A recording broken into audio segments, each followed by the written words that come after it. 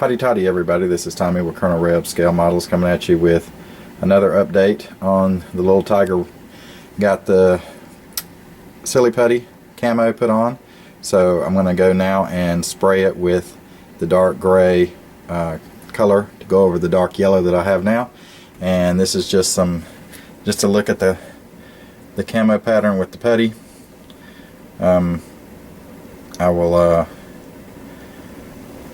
put some pictures up that I took also that are some still pictures, but I think you can see it pretty good in this. And what I did want to show you is some tools that I found useful in putting the putty on. These are actually a set of aluminite mold making and casting material carver set, and what you have, I don't use that end, I use this end. So you have that, it's very tiny, and it's easy to use and push the putty into place. The other end that I used fairly often, smoothing out the putty, getting it into contours, shaping it, is this end. So as you can see, it's very tiny, and then you just use it to push it into the different holes, different areas, and you can shape it. But basically I did the same technique that I used on the little Fiat, taking the silly putty, rolling it out into little snakes, and then cutting pieces, and I would kind of push down on them and then kind of mold them into place, and then use the tools there to actually push it and get a little bit better shape on it. I also use my putty knife to cut the pieces, and then sometimes on some of the thinner stuff, or I would sometimes, if I couldn't get the knife in to cut, like I did on some of the road wheels in there, I would actually just kind of stretch it and use the sprue cutters. Since this is soft, it's not going to bother the sprue cutters, and use that. So that's how I did it. That, and I started doing with toothpicks, but then I remembered I had these tools, and you know, with these tools, it makes it a lot easier because it's almost like a sculpting tool. So anyway, I'll post some photos at the end, and also I'm going to go spray and then come back and show you what I did. Okay, see you in a bit. Hey everybody, okay, I'm back. I have painted the dark gray over the mask and went ahead and removed the silly putty. And although I'm happy with the way the camo pattern and color turned out, I'm not happy with the result of the paint.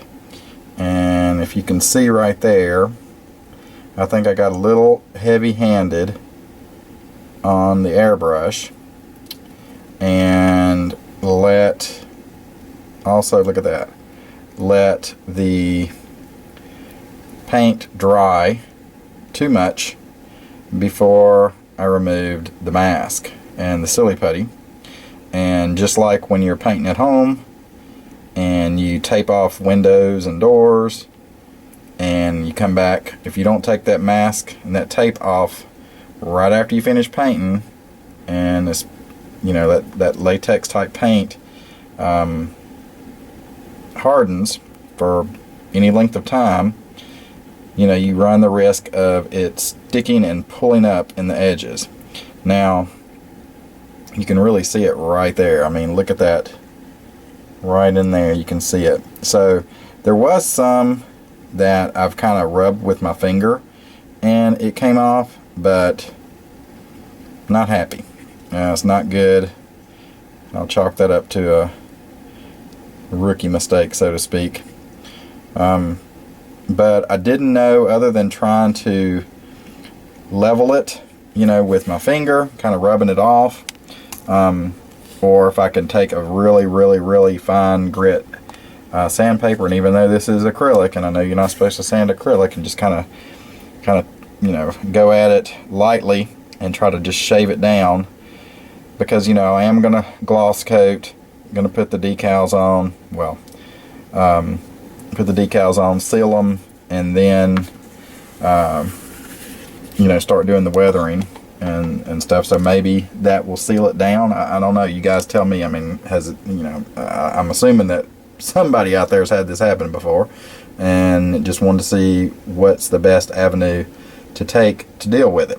So Like I said, other than that, I mean, I liked it. I think, you know, I didn't have this problem when I did the Fiat or the Spad, so, and I think it's because I took the mask off right away, and maybe it's just because, you know, I'm using Vallejo colors, which is a different type of paint than those craft acrylics. Maybe it's because they're, you know, a different consistency of acrylic paint. I don't know, but I like the pattern. I mean, I like the gray on the dark yellow, and you know, I like the way it came out on the road wheels and on the barrel of the gun. But I mean, you can see it. I mean, it's just creates a big shadow, and that I'm not happy with. So I need your help, fellas. Let me know before I go any further with this thing. All right, thanks a lot. Everybody have a great rest of the weekend. And as always, hotty toddy, God bless. Got pictures of the mask, the putty on it, and also closer pictures of this actual result with the paint. All right, take it easy, fellas.